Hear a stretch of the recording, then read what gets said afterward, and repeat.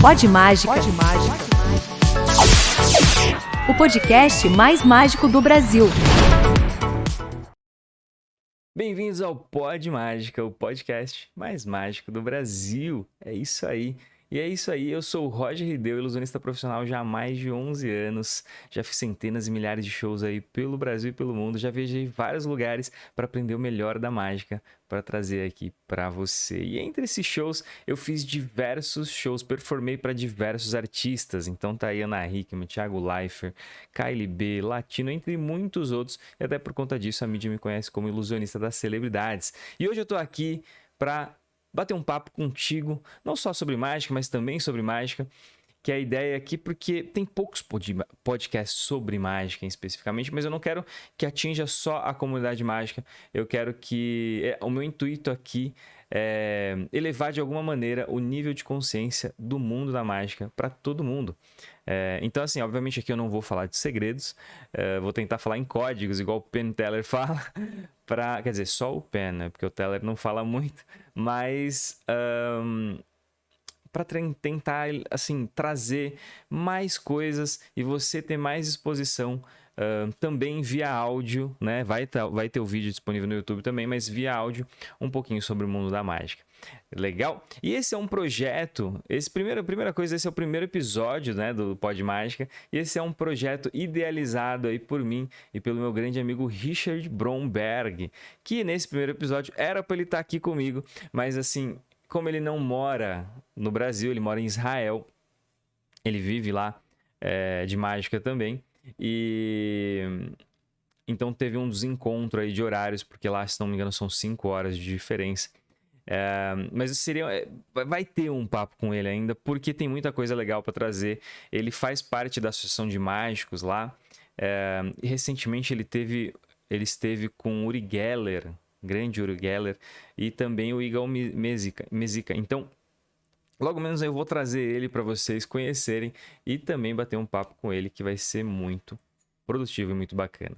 Show? E para esse primeiro episódio aqui do Pod Mágica, eu queria falar um pouquinho, assim, de mim, assim, no sentido... Quem que é o Roger? Quem que... Até fiz uma listinha aqui. Quem que é o Roger? Como é que eu comecei na mágica? Por que mágica? Né? Por que eu vou trazer essas coisas? Porque, de repente, alguém que está escutando aqui fala assim, putz, eu queria ser um mágico, eu queria ser um ator, eu queria ser um músico. E por isso, esse daqui não serve só para mágica. Mas, de repente, alguma coisa que eu vou falar aqui pode te ajudar, pode te encorajar a virar aí um artista e assim por diante. Legal? E então, vamos lá. Deixa eu mudar essa câmera aqui. Aqui tá melhor, pra ver mais. É isso aí. É claro que por conta... assim, eu vou subir esse vídeo no YouTube. Não vai ser só nas plataformas aí, Spotify e assim por diante. Eu vou talvez fazer alguma mágica ou não sei ainda. É uma incógnita aqui, porque na verdade a ideia aqui é conversar e é isso aí. Os primeiros episódios vão ser talvez um pouco mais truncados, né? Que a gente não tem toda essa experiência, igual o Podpah, igual o Flow, Vênus, esses podcasts maiores. Mas eu espero que vocês curtam. Legal? Então, bora lá. Quem é o Roger? Vou falar um pouquinho. Eu sou nascido em São Bernardo, batateiro, né? São Bernardo, no ABC, bem coladinho ali com São Paulo. Hoje moro em São Paulo, mas assim, minha vida inteira praticamente foi em São Bernardo do Campo e Santo André. E eu comecei na mágica, eu tive o meu primeiro contato com a mágica aos meus, talvez, 6, 7 anos, quando na escola onde eu estudava, Colégio Harmonia, lá na Avenida Caminho do Mar, foi um mágico. Na minha memória, era o mágico Anthony. Posso estar muito errado, mas assim, essa é a memória que eu tenho. Grande mágico Anthony. E ele fez lá alguns números e eu fiquei fascinado. Eu não tinha muita noção do que era aquilo que ele estava fazendo, mas eu lembro que ele fez uma com bolinha vermelha, depois com as spongeballs hoje, né? Hoje eu sei os nomes, mas ele fez uma que ele atravessava corda no corpo, e entre muitas outras, e ele deu pra gente de presente um cartãozinho com um peixinho. E esse peixinho colocava na palma da mão, e ele ficava virando cambalhota, ficava dando voltas. Então, aquilo para mim foi muito bacana e desde então eu já vi que eu adorava assistir aquilo, eu adorava ver mágica. Depois de algum tempo, talvez 1 ou 2 anos pra frente, se não me engano, foi 1 ou 2 anos, quando eu tava com 9, eu acho. Eu tava na Feirinha da Liberdade, né? Meus pais costumavam muito ir na Liberdade. E não só por conta da cultura japonesa, pra quem não percebeu, eu sou descendente de oriental. Mas porque os meus irmãos participavam muito de campeonatos de karaokê, de canto. Então, eles viviam, todos os finais de semana, a gente vivia indo de lugar a lugar ali para eles competirem, cantarem e tal. E talvez daí venha a minha veia mais artística, né? Então, eu sempre vivi nesse meio da galera cantando. E meus irmãos cantavam muito bem, cantam até hoje. Já ganharam vários prêmios quando eu era mais novo. Minha irmã, nossa, eu lembro, vou contar uma curiosidade. Minha irmã, eu lembro que quando ela subia no palco, as outras garotas tremiam de medo porque ela cantava muito bem. Meu irmão mais velho, eu lembro das velhinhas lá no fundo chorando de escutar a voz do meu irmão emocionada. Então, aquilo sempre me marcou muito, porque imagina uma pessoa cantando, né, reproduzindo uma música de alguém e outra pessoa caindo uma lágrima, outra pessoa com medo, sabe? Essa coisa de sensações, sentimentos, isso sempre me chamou muita atenção. E em dessas vezes que a gente foi para Liberdade, dentro do Shopping Sogo, ali na Galvão Bueno, tem um quiosque de mágica. Antigamente ficava no primeiro andar, hoje ele está no térreo, né? E nessa visita a esse shopping, eu acho que eu tinha mais ou menos uns 9 anos, eu lembro que eu fiquei parado. Eu e meu irmão mais velho, a gente ficou hipnotizado pelas mágicas. Ele começou a fazer uma mágica com moedas, outra com elástico, depois uma com cartas. E eu lembro que eu fiquei super hipnotizado ali. Meu pai logo percebeu o meu encanto e ele comprou pra gente 3 mágicas que eu tinha que dividir entre os meus irmãos. E era basicamente isso, a gente ficava brincando. Eu lembro até hoje, era o baralho Svengali Deck, era a corda tricolor e as cartas espelho. São 3 mágicas assim que até hoje os mágicos usam, porque eu acho que não existe mágica antiga. Quer dizer, existe ela de tempo, mas a mágica ela é antiga, mas ela é atemporal, isso na minha visão. O que muda talvez é o contexto. E aquilo pra mim foi muito bacana, porque é engraçado, até os talvez 10 anos, eu sempre fui um garoto muito tranquilo, extrovertido até. Fazia amizade fácil, brincava com qualquer um. Eu lembro que eu ia nas festas, sempre tava... Isso como uma criança normal. A minha filha, por exemplo, tem 5 anos. E é isso, você larga ela no parquinho lá, se tiver 10 crianças, ela vai fazer amizade com as 10 crianças, ela vai brincar com a galera. E eu era essa criança. Sempre fui essa criança. Só que num determinado momento da minha vida, talvez dos 12 para 13, eu tô chutando aqui porque é engraçado, a minha memória temporal, às vezes, ela é meio confusa. Então, mas eu lembro que era mais ou menos por aí. Eu sei que até os 14, 15 anos, eu virei um garoto muito introspectivo. Não sei se essa é a palavra correta, se tiver alguém assistindo ou ouvindo, quiser me corrigir. Mas assim, eu era um garoto que ficava na minha. Eu até queria, às vezes, conversar com as pessoas, mas eu tinha receio. Eu tinha muito receio. E essas mágicas me ajudaram muito. 2 coisas me ajudaram muito, a mágica e o taiko. Pra quem não sabe, eu toquei taiko 10, 15, talvez 14 anos da minha vida. E talvez um pouco menos, 12, 14, 10, 24... É isso, 10, 12 anos da minha vida. E o taiko ajudou muito, e a mágica também, né? O taiko porque eu tinha que ir pro palco apresentar, tocar taiko. Para quem não sabe o que é taiko, é aqueles tambores japoneses, né? Que os caras tocavam na guerra, e tem nos templos também. Então, eu tava tocando taiko e eu já fazia mágica. Então as 2 coisas me ajudavam muito, porque eu comecei a fazer mágica e eu percebi que a galera começou a curtir. Então eu fazia mágica na escola, as pessoas queriam ficar próximas a mim. eu já não precisava eu chegar nas pessoas, as pessoas vinham até mim. Quando eu menos percebi, eu tava fazendo mágica pra professora, pra diretora, sabe? E aí eu comecei a achar o meu clã ali, o meu grupinho. Era eu, Ramon e o Werner, né? Que a gente sempre andava junto ali. Na época, obviamente, tinha outras coisas em comum, RPG, jogava muito RPG. Sim, eu era meio nerd, assim, apesar de não tirar tantas notas boas, mas nesse lado eu era meio nerd, assim. RPG, Magic, né? Tem até hoje, deixa eu ver se tá aqui. Vou pegar pra vocês verem. Eu guardo com carinho, aqui o pessoal do vídeo vai estar vendo aqui, eu guardo com carinho, porque foi uma fase muito, muito bacana da minha vida. E a mágica me ajudou muito nisso. Então a gente jogava RPG e tal, e eu fazia mágica. O Ramon, na época, também, o pai dele super incentivava. Se não me engano, um cunhado dele, o tio dele, algo do gênero, fazia mágica e ensinava pra gente algumas coisas. E isso foi muito legal, porque aí, e o que acontece? Depois desse quiosque de mágica, a gente descobriu que tinha um quiosque num shopping que era só descer a rua de casa, uns 10 minutinhos de casa, no Shopping Metrópole, em São Bernardo, de domingo. Todo domingo tinha esse quiosque de mágica. Então eu e o Ramon, a gente se encontrava lá para ficar assistindo, comprando às vezes mágica, mas treinando e brincando, estudando e tal. Estudando assim, não, obviamente, a literatura mágica, mas assim, a gente estudava os efeitos, a gente ficava vendo e a gente era criança de, sei lá, 14 menos, talvez, 13 anos, talvez. E eu lembro que minha primeira apresentação deve ter sido aí por essa idade, 12 anos, 13 anos, que foi na Mostra Cultural. E olha como o empreendedorismo eu acho que vem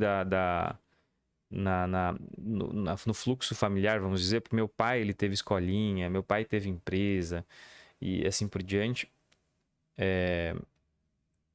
E aí, dentro da Mostra Cultural, a gente que tinha uma casinha de madeira, a gente enfeitou a casinha e a gente cobrava, acho que era R$ 1 ou R$ 2 para a pessoa entrar e a gente fazer números de mágica. Olha que legal. Aí no final, a gente juntou uns R$ 60, pô, dinheiro pra caramba naquela época, né? R$ 60 dividiu, se não me engano. Ramon, se estiver ouvindo, Ramon, se estiver assistindo, me corrija se eu estiver errado, mas a gente dividiu o dinheiro. E nessa divisão, a gente foi lá e comprou mais mágica. Então a gente reinvestia. Esse foi, acho, meu primeiro negócio, entre aspas, com 12, 13 anos. E lá eu percebi que as pessoas gostavam muito de mágica. Muito, muito, muito de mágica. Porque a mágica é aquele negócio. A mágica te prende de alguma maneira, né? Então, esse foi meio que meu início na mágica ali. E eu percebi logo que as pessoas gostavam, eu gostava de fazer as pessoas gostarem. E aquilo foi me cativando ainda mais. Um pouco mais pra frente, e eu sempre gostei de mágica, eu sempre fui fanático, assim. Então, lá pros meus 15 anos, se não me engano, eu comecei a trabalhar na Liberdade no mesmo shopping onde tinha um quiosque de mágica. Olha que louco. Então, eu fazia bico lá, de final de semana. Isso com 15 anos, Eu tinha 14 para 15. Eu era um garoto ainda muito fechadão ainda, mas já curtia a mágica. E todo intervalo de almoço eu descia, ficava 10 minutinhos assistindo mágico, fazendo mágica ali. O Yamada, o que o japonês ficava ali, que hoje a gente troca ideia, né? E aí eu ia comer, voltava, e aí eu ganhava R$ 50 por dia naquela época. E aí eu juntava, pô, R$ 50, R$ 100 por final de semana, R$ 50 sempre eu gastava ali comprando uma mágica ou outra. Eu tenho coisas que eu comprei daquela época que eu tenho até hoje. Se eu procurar por aqui, eu tenho até hoje. Tem coisas que não, acabei. E aí eu vou falar do segundo empreendimento que eu tive na escola. Tem coisas que eu não tenho porquê. Eu fui descobrindo que tinha coisas na mágica que eu conseguia replicar, que eu conseguia construir. Então eu comecei a fabricar alguns números de mágica e vendia na escola. Olha que loucura. Então tinha carta, deixa eu pensar. Tinha uma mágica, eu não sei o nome da mágica, mas eu mostrava 5 cartas, a pessoa pensava em uma, colocava 5 na mesa. Qual que você pensou? Ah, as de copas. Não, tem certeza? Porque na verdade essas cartas são todas 7 de ouros, por exemplo, né? E eu lembro que eu comecei a fabricar elas e vendia na escola. E eu lembro que aí, com esse dinheiro eu ia lá comprava mais mágica. E aí pegava essas mágicas, via o que dava para replicar, replicava e vendia na escola. E assim por diante. E eu fazia isso. Eu lembro que eu fabricava baralho invisível. Olha que doideira. E eu nem sabia direito como fazer, na verdade, né? Então, muitas das mágicas que eu tinha naquela época, eu acabei vendendo de alguma maneira, na intenção, pô, essa mágica eu já sei, vou reinvestir. Vou vender, vou reinvestir. E assim por diante. E aí, eu e o Ramon, a gente tinha uma sociedade, assim, não falada, que ele comprava mágicas que eu não comprava e eu comprava mágicas que ele não comprava, para meio que pra gente sempre ter um repertório maior. Que doideira, né? Pra analisar, assim, acho que eu nunca parei para pensar nisso especificamente. Um pouco mais para frente, se não me engano, o Ramon, eu não lembro agora se ele saiu da escola, ele saiu na oitava série, se não me engano, ele saiu da escola, acho que foi na oitava série, perdi meu sócio. A gente, faz tempo que a gente não troca ideia, eu vou mandar mensagem para ele. Mas ele virou. Hoje eu não sei como ele tá, mas ele tava construindo sites e tal. Mas na última vez que eu encontrei com ele, né? Não faz mais mágica, até onde eu sei. Mas depois dessa época, uma outra. Eu tive uma outra picadinha ali como é que fala? Foi o Taiko. O Taiko me picou. Isso acho que foi no primeiro colegial, se não me engano. E eu comecei a fazer Taiko na escola, porque o que aconteceu? Trouxeram um professor, a JAICA, né, que é uma associação, uma instituição, trouxe um professor de taiko para o Brasil, e aí chamaram as associações, as escolas e associações japonesas, e falou quem quer levar esse professor para dar aula. E aí três pessoas levantaram a mão, um deles foi o colégio onde eu estudava, que é um colégio que tinha uma cultura bem enraizada japonesa, e aí o Harmonia foi um dos primeiros, se não o primeiro, a introduzir taiko na escola. Então, de noite, num horário fora, né? Eu já ficava na escola o tempo todo, que meu pai e minha mãe trabalhavam o dia inteiro, ralando ali para criar 4 filhos, né? Isso que é mágica de verdade. E então, a gente ficava na escola até de noite. E aí, quando veio o taiko, veio a calhar, né? Que a gente, pô, vamos fazer taiko. E eu confesso que no começo eu achei muito estranho, porque eu nunca tinha visto e tal. Mas logo eu comecei a se apaixonar pelo negócio. Ainda mais que eu lembro que minha mãe falava: Ah, você quer ir lá no Taiko? Eu, ah, não, tal. Ah, não, mas a Amy e o Wade vão estar lá, que eram amigos meus, né? Falei, então tá bom, vamos lá, né? E aí eu comecei a curtir. Isso foi, se não me engano, 14, 15 anos. E eu comecei a fazer taiko, taiko, taiko, taiko. E a mágica ficou um pouquinho de lado. Eu ainda fazia mágica, mas o taiko meio que predominou ali durante um bom tempo. Tanto é que eu me formei no colegial, ainda tocando taiko, e no segundo colegial a gente participou de um campeonato de taiko e a gente ganhou, o nosso grupo ganhou o campeonato. Era super novo isso no Brasil ainda, só tinha acho que 3 ou 4 anos de taiko no Brasil, menos até acho que 2, 3 anos, e aí a gente ganhou uma viagem para o Japão. Aquilo foi maravilhoso, né? Imagina, moleques de 16, 17 anos assim no Japão e tal. E aquilo para mim foi muito massa, porque por exemplo, o Japão é um lugar que valoriza muito a mágica. Eu lembro nessa época que eu ficava caçando. Como eu não tinha muito dinheiro, né? E eu dependia 100% da minha mãe. O meu dinheiro era quase nada, até porque eu gastava muito com mágica. Então eu ficava caçando mágica, caçando coisas e tal. E eu lembro que eu comprei acho que uma ou outra, brinquedinho, porque lá o que acontece? Lá tem mágica em tudo quanto é canto. Tem na loja naqueles lofts, eu não sei o nome, departamentos e tal, tem mágica. Você vai na loja de brinquedo, tem mágica. E eu comprei uma ou outra e tal. Achei o máximo. Mas obviamente o foco lá era o taiko. A gente participou do campeonato de lá como convidado. Foi uma experiência muito bacana. E voltei para o Brasil, mais um ano me formei no colegial e fui fazer a faculdade. Né? Ainda não tinha intenção, vou trabalhar com isso ou aquilo, mas eu peguei, olhei e falei, quando eu fui escolher a faculdade, eu falei, putz, o que eu vou fazer da vida, assim, né? Putz, escolher uma faculdade né, 17 anos, você escolheu o que você vai fazer pro resto da vida, é uma responsabilidade muito grande. E eu olhei, putz, e a minha intenção sempre foi morar no Japão, né? Pra quem me conhece, sempre foi morar no Japão, sempre, sempre, sempre. E então eu falei, pô, vou, né, vou fazer uma das áreas que eu mais gosto na escola é educação física. Fui para educação física. Então eu fiz um ano de educação física e no segundo ano eu fui convidado para tocar taiko no Japão. E aí veio uma história na minha vida porque eu falei, puta, eu sempre quis morar no Japão, tô recebendo convite, vou largar tudo. Meu pai não, concluiu a faculdade. Não, mas você quer mesmo e tal. E fui pro Japão.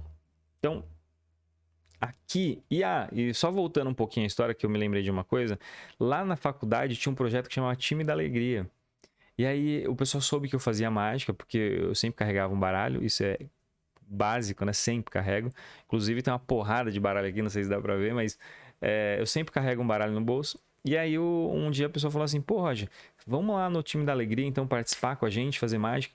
E aí eu lembro que foi muito massa, porque a gente foi... O que é o Time da Alegria? É uma réplica do Doutores da Alegria, só que no âmbito escolar, ali, no âmbito faculdade, né? A gente ia para os hospitais, era um projeto voluntário, e foi o primeiro baque para mim, porque eu sempre fiz mágica para amigos, eu sempre curtia, festinha de família, festinha de amigos, eu sempre fazia mágica. E eu achava sensacional, as pessoas gostavam, eu gostava que as pessoas gostavam, então era um negócio, né, muito massa. Quando eu fui pro hospital, é um ambiente muito diferente. É um ambiente mais carregado. Né? Eu lembro, minha primeira experiência foi...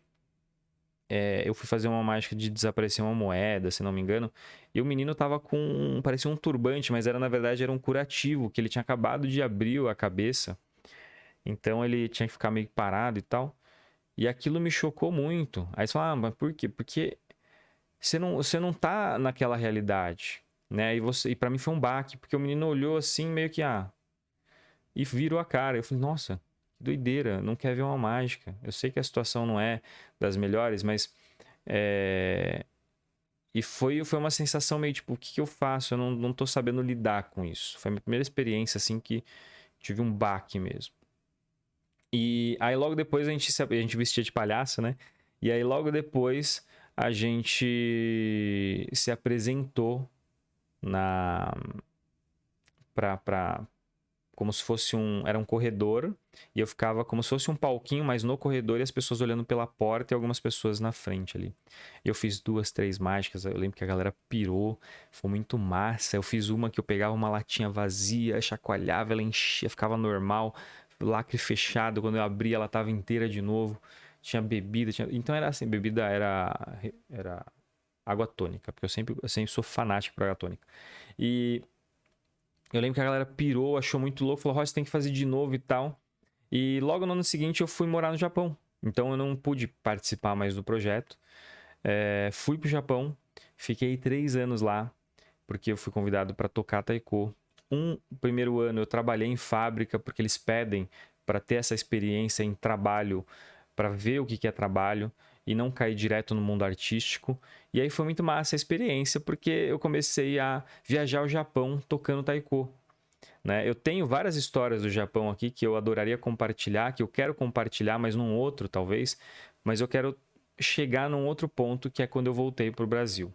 Mas assim, lá no Japão, resumidamente, uma coisa que eu fazia muito era, mesmo que eu estava muito focado no taiko, que eu só respirava, cheirava, comia taiko, eu ainda tinha aquela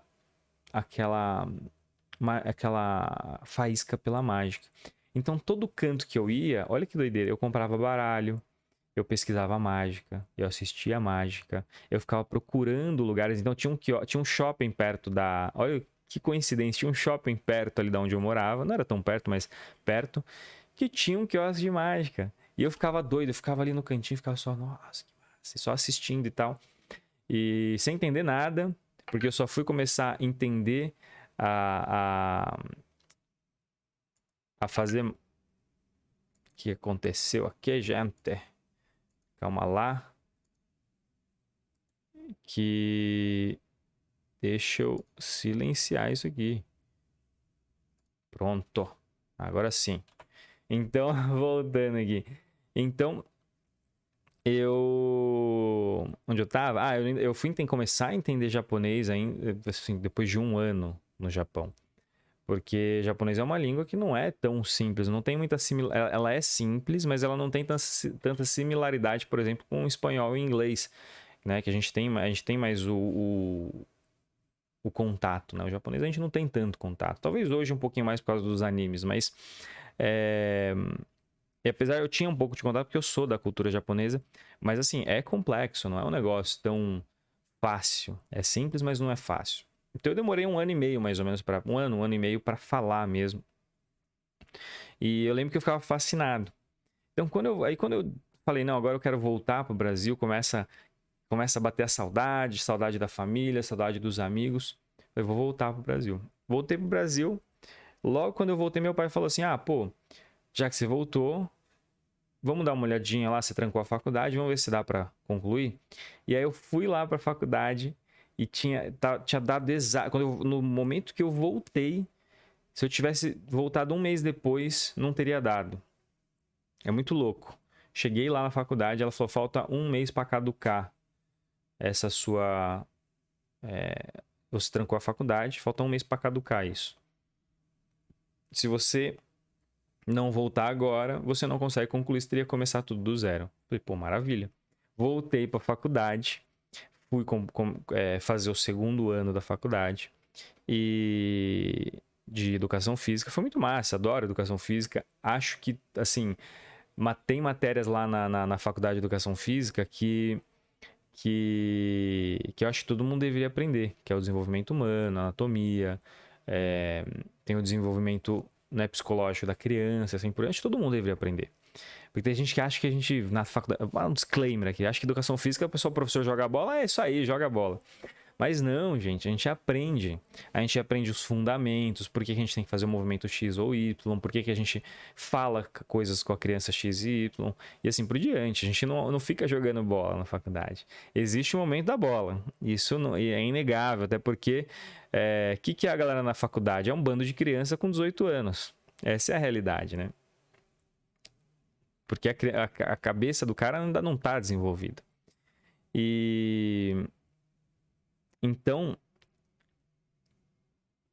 nessa época, eu tive contato com o meu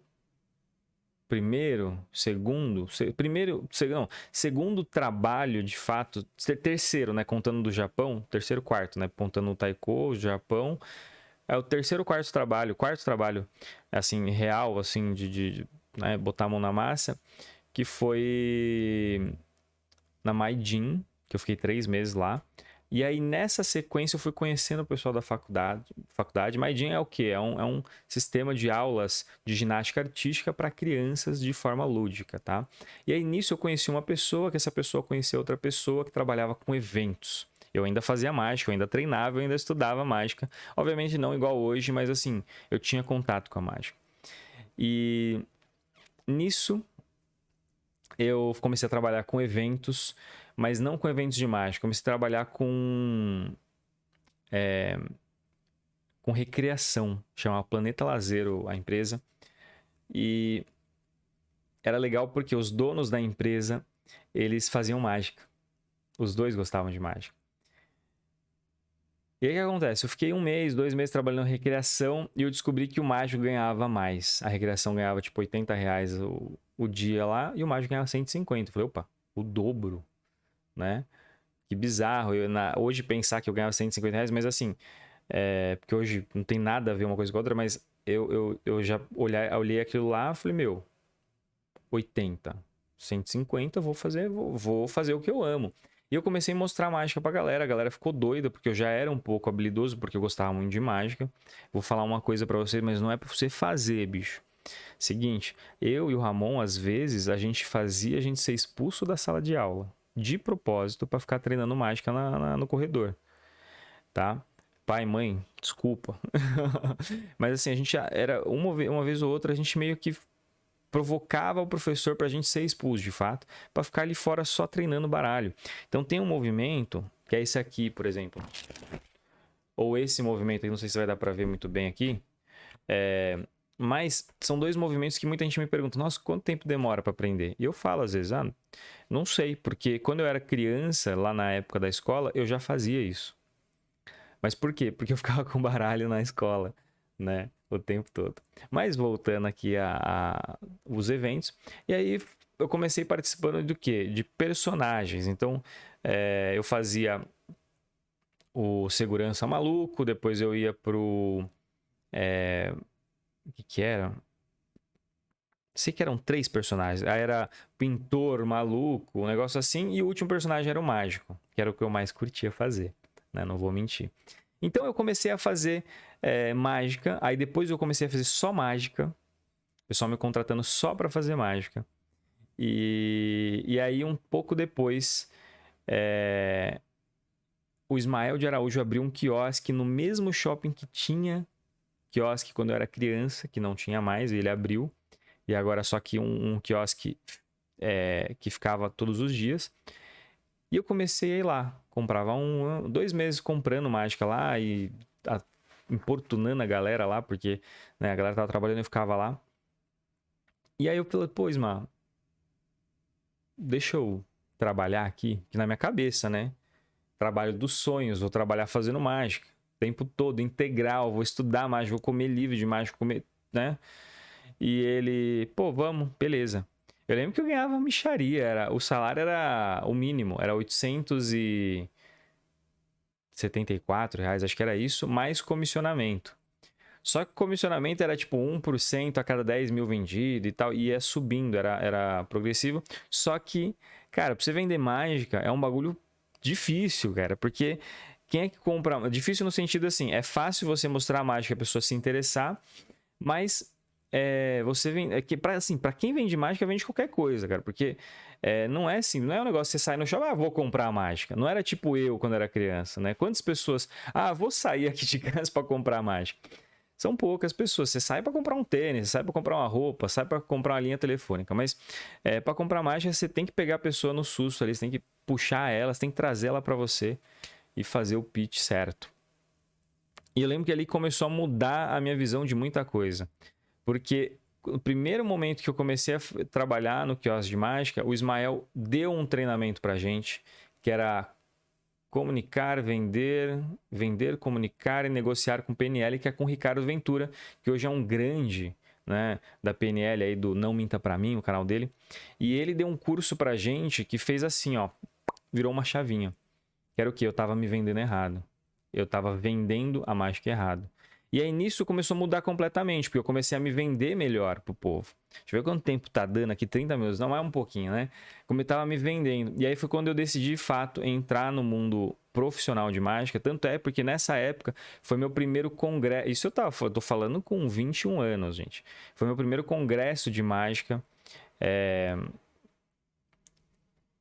fora do país. O Ismael começou a me instigar ali, aí vamos pra fora, vamos pra fora. Fui pra Argentina, a gente ficou 6 dias, 7 dias na Argentina, vivendo, respirando mágica. E ali foi onde eu tomei a decisão de viver de mágica. Por quê? Eu comecei a enxergar a mágica diferente. A mágica, eu comecei a enxergar, comecei a ver que a mágica era muito, o mundo da mágica era muito grande. Então foi onde eu conheci Daniel Ortiz, Ponto de Smith, Henry Evans, Losander, Aldo Colombini, Shoma, da Hungria, acho que é isso. Merpin, Gustavo Halley, entre muitos outros. E aí você começa a ter contato com esses caras grandes e fala, nossa, como eu sou um bosta, né? Deixa eu aprender aqui. E comecei a me desenvolver. Eu lembro quando eu voltei da Argentina, era uma doideira, porque não era tanto mágico que ia pra fora. E eu já nem tava tão no meio da mágica, só pra você ter ideia. Você ter ideia, eu fui entrar na Associação dos Mágicos 2, 3, 4, 5 anos depois. Eu fui começar a frequentar o mercado mágico 2, 3 anos depois. Então, eu fui entrar no mercado da mágica, no sentido de, no meio mágico, comunidade mágica, muito tempo depois, mas eu já era mágico. Quando eu voltei da Argentina, eu já estava fazendo show, já ia lá, fazia festinha e tal. E aí eu fui crescendo, cobrava R$ 350, depois comecei a cobrar 500, 600, 700, 1.000, 2.000, 3.000, 4.000 e assim por diante. E aí eu fui crescendo no mundo da mágica. Eu lembro que nessa época, quando eu voltei da Argentina, foi quando eu decidi que eu queria trabalhar com mágica. Por quê? Logo que eu... De tudo isso daí, eu não sei porque raios veio na minha cabeça, quero fazer direito. Não, vou falar por que eu queria fazer direito. Eu sempre fui fascinado por terno, né? Você pode ver, eu tô de colete aqui. Pra quem conhece, eu sempre ando muito, assim, alinhado e tal. Gosto muito da alfaiataria. E quando eu trabalhava nos quiosques, no quiosque, eu trabalhava na frente da Brooksfield. E eu achava lindo aquilo lá, aqueles ternos maravilhosos. Eu olhava o preço, R$ 2.000. Falei, nossa, onde eu vou ter esse terno e tal? E tinha um cara lá que ele trabalhava e eu achava ele todo sempre alinhado e tal. E ele falou, não, não, porque daqui a pouco eu tô fazendo engenharia, daqui a pouco eu vou sair daqui. Eu falei, pô, mas você tá vivendo, pra mim, um sonho, né, na minha cabeça. Você vive ali vendendo terno, cara. Pô, terno é muito massa. E ele, não, não, porque eu vou fazer engenharia e tal, massa e tal. Aí eu conheci uma menina lá, não, porque eu tô fazendo direito e tal. Eu falei, pô, direito, que massa. E aí na minha cabeça, né? E aí lá embaixo no terno tava escrito, tem desconto pra quem tem a OB. Olha que cabeça de doido, né? Coisa de doido. E aí eu fui fazer direito. Porque eu achava que a gente, os advogados têm que andar todos alinhados. Eu falei, nossa, isso daqui acho que combina comigo. Fiz um semestre de direito e, e achei o máximo. Sem brincadeira, direito é muito massa. Um dia eu quero fazer só para conhecimento. E super recomendo quem quer fazer direito, vai e faz, porque é muito legal. E aí, nessa brincadeira, eu ainda fazendo evento, fazendo faculdade, trabalhando no quiosque, fazendo evento. Vai, pá, pá. E aí, um dia eu conversando com um cara do último semestre e trocando ideia, eu olhei pra ele e falei, cara, mas eu acho que eu não quero fazer isso que esse cara tá fazendo. Olhei e falei, mas eu não quero fazer isso. Eu gosto de fazer mágica. E aí eu lembro que eu chamei meus pais pra jantar. E aí chamei minha mãe. E aí eu vou falar uma coisa. Meu pai sempre viajou muito, né? Trabalhando, viajando e tal. E então quem ficava muito eu ficava muito com a minha mãe na época. Porque minha mãe ficava mais em casa, né? E meu pai trabalhava viajando. E aí. é, E aí eu lembro que eu falei, não, vou conversar com a minha mãe é tranquila e tal. E aí minha mãe olhou, quando eu falei assim, mãe, eu vou larguei a faculdade de Direito. E. E eu vou ser mágico. Aí ela olhou pra mim assim, fez uma cara fechada assim. Como assim, largou a faculdade? E todo o dinheiro que você investiu aí? Que a gente investiu, que você investiu? E. Não, como assim? Não, não vai largar a faculdade. E ela teve uma reação totalmente ao contrário do que eu imaginava que ela ia ter. E eu fiquei meio assim, não, porque eu vou ser mágico, não sei o que lá, não sei o que lá. E ela ficou meio cara fechada, não, você tem que ter um trabalho fixo, tem que ter, vai prestar um concurso, que não sei o que lá, e depois você faz o que você gosta. E eu fiquei meio bolado com aquilo e tal. E ela falou, mas agora você tem que falar com seu pai. Eu falei, tá bom. E aí eu fui falar com meu pai. Que na época eu achei que ia ter uma reação totalmente. Ele ia ter uma reação totalmente diferente, ia ficar tudo bravo e tal. Ele teve uma reação que me surpreendeu na época. Até arrepia, gente. É que eu tô com a camisa, não dá pra ver. Mas ele olhou pra mim e falou assim: tá, você quer ser mesmo? Quer? O que eu posso fazer pra te ajudar? Ele fez essa pergunta. E. E aquilo pra mim foi muito marcante, assim, sabe? Porque em nenhum momento ele quis destruir ali a minha expectativa, os meus sonhos e tal. E ele simplesmente queria ajudar a realizar o que eu tinha almejado. E desde então, meu pai sempre, tá passando mágica na TV, tá acontecendo isso, né? Isso pra mim é muito bom, sabe? Eu me sinto muito feliz, assim, de ter esse apoio, né? E obviamente minha mãe sempre, os dois sempre quiseram meu bem. Então, eu não tenho nem o que falar sobre isso. Mas assim, eu queria chegar a esse ponto de quando eu decidi ser mágico profissional. Porque às vezes você tá nessa noia de, nossa, mas eu não sei como eu vou fazer. Ah, não, é, as pessoas não vão me apoiar. E às vezes você só tem que decidir. Às vezes só tem que ir lá e encarar os fatos, absorver o que as pessoas estão falando, mas não levar 100% em conta, sabe? E falar não, e desistir no meio do caminho porque do que as pessoas vão pensar, né? E ter isso muito firme na tua cabeça e seguir em frente. E pegar as pessoas que estão te apoiando ali e seguir em frente. Né? Porque às vezes eu digo, por que eu tô contando toda essa história, que essa trajetória da minha vida na mágica? Porque